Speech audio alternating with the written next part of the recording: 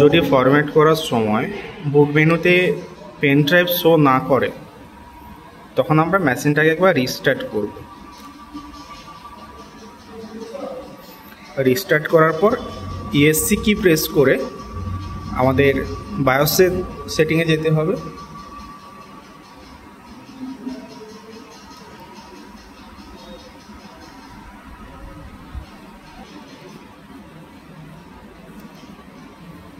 Bias সেটিংয়ে আসার পরে আমাদের এখানে F10 কি মেরে বায়োস সেটআপ অপশানে আসবো।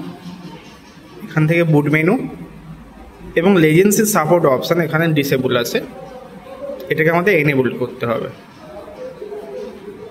এনেবল করার পরে আমরা F10 দিয়ে সেভ অ্যান্ড এক্সিট করব। দেন আমরা F9 কি প্রেস করলে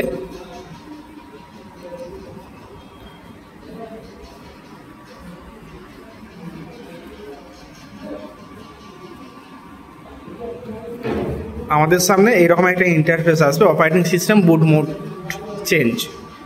এই পজিশনে আমাদের একটা কোড দেখাচ্ছে 8716 অ্যান্ড এন্টার। তো বিভিন্ন মেশিনে বিভিন্ন আলাদা কোড দেখাতে পারে, এখানে আমাদের যেটা দেখাচ্ছে আমরা সেটা প্রেস করে এন্টার কি প্রেস করব 8716 দেন এন্টার। এবার এখানে আমাদের কি হচ্ছে না পেন ড্রাইভ শো হচ্ছে UEFI ফ্ল্যাশ ড্রাইভ, আমরা এটাকে চুজ করছি।